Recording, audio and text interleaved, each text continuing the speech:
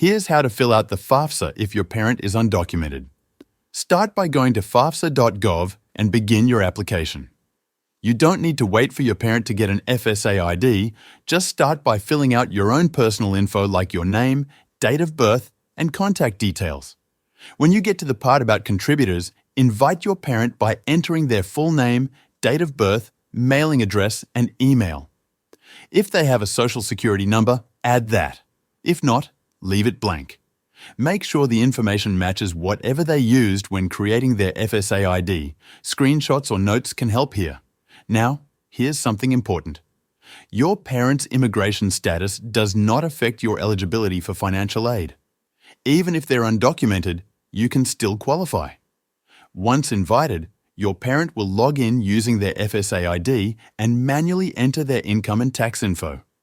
If they have an ITIN, they can include that too. Then, choose which schools you want to send your FAFSA to.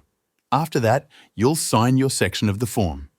When it's complete, you'll see a confirmation screen. Finally, check your email. You'll get a summary of your FAFSA and something called the Student Aid Index. Schools use that to figure out how much aid you can get. Save that email. It's useful if you're up against any deadlines. Just go step by step and don't stress about your parent's status. It won't stop you from getting financial help.